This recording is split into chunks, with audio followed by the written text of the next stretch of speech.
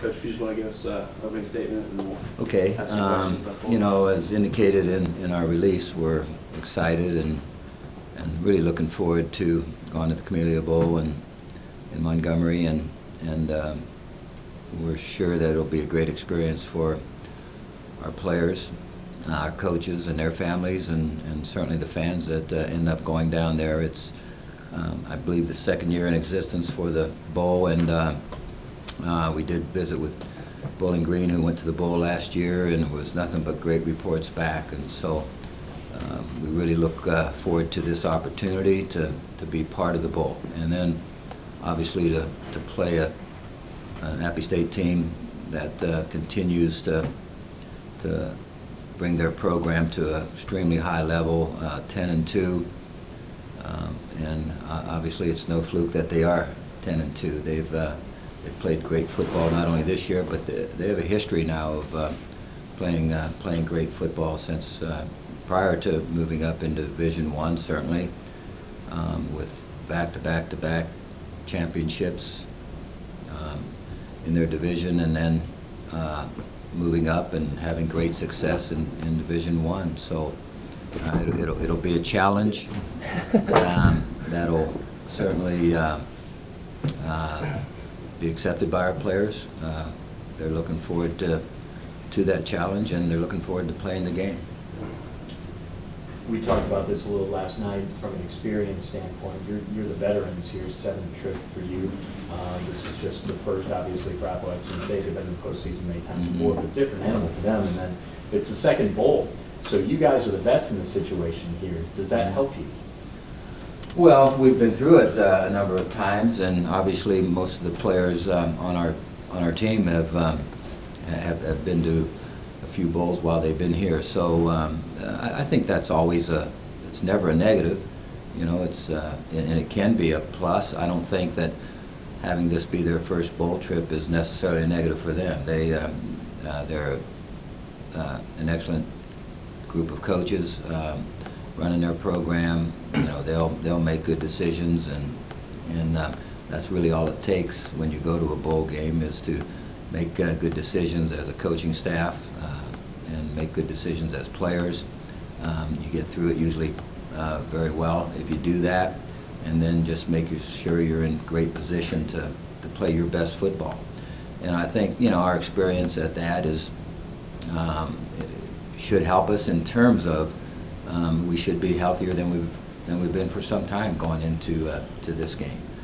Obviously, if you practice too much, you practice too hard, your players get beat down, they don't have a chance to recover, then you've got some problems when it comes time to snap the ball and make it all work. So we know what we're doing. Hopefully we'll get them prepared at a level that's going to allow them to play their best football. And if we do that, it should be a great game. Does App State remind you of your own club in terms of offense? You know, one back set, you know, three wideouts, kind of the base personnel look, on tempo, some option elements baked into some of your out. So what you guys do, run first kind of, yeah. Run first kind of spread. Yeah, to some degree.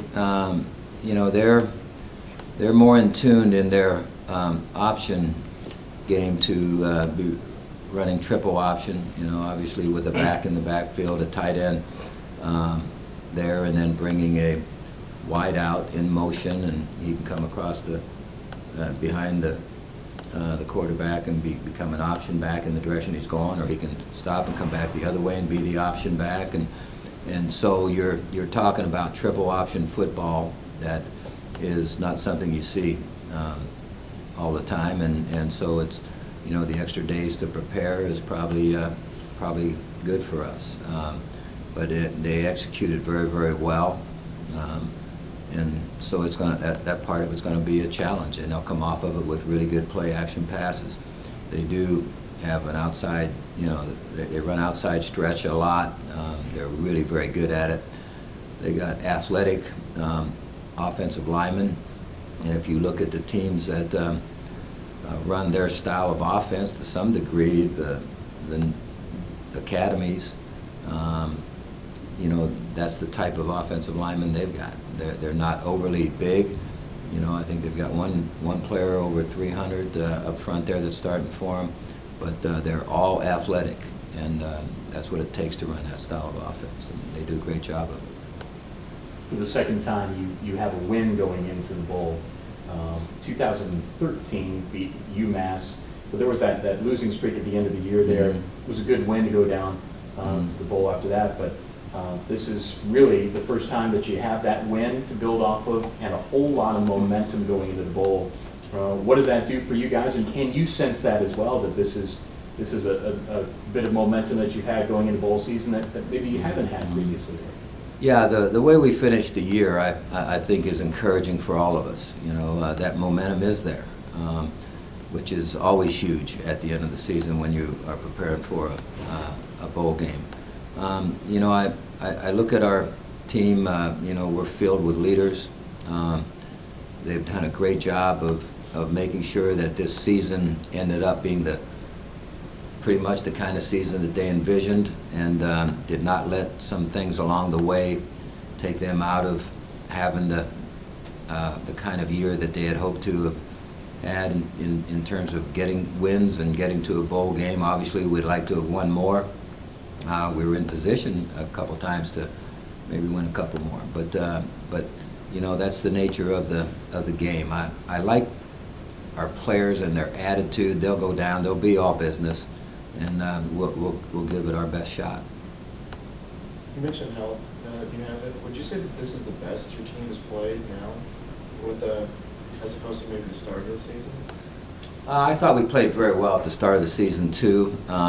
Probably comparable to what we were playing at the end of the season. You know, it's the middle stretch that was the problem for us, and we've talked about that numerous times. Many things caused that, but they came out of a great start into that middle part of the season where things were tough on them, but they didn't stay down. They bounced right back. You know, they're on a roll right now, and they want to keep that roll going. With the break from the end of the regular season to the bowl game, are there any guys that you think you'll get back that have been injured for quite a while, or some guys that were kind of having some nagging injuries near the end of the season that could be ready? Yeah, you know, there's a list of those. You know, obviously there's a group of guys that were playing hurt at the end of the year. They'll be better. You know, now they may not be 100%, but most of those guys will be much better. You know, Poppy White will be ready to go, which is you know, obviously huge for us from the offensive standpoint. You know, Daz Patterson will be ready to go. You look at you know, our quarterback situation.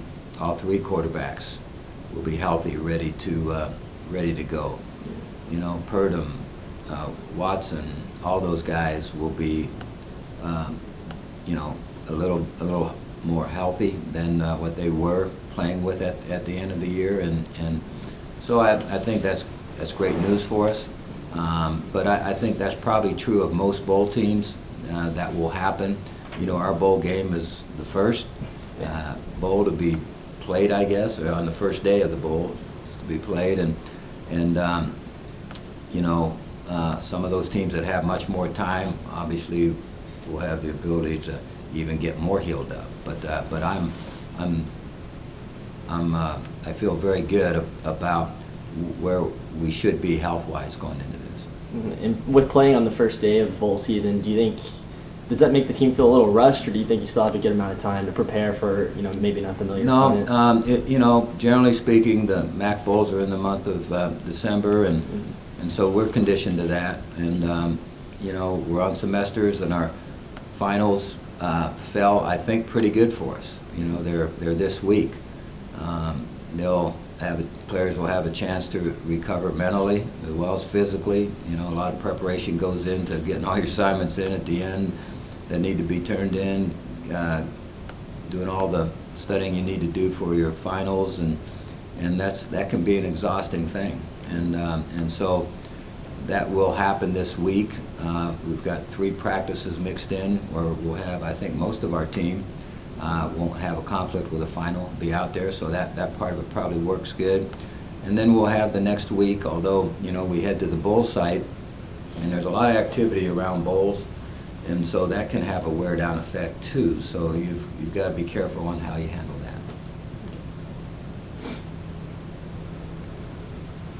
What can you tell us about the App State defense? Kind of an odd man front, 3-5, blitz, pressure heavy?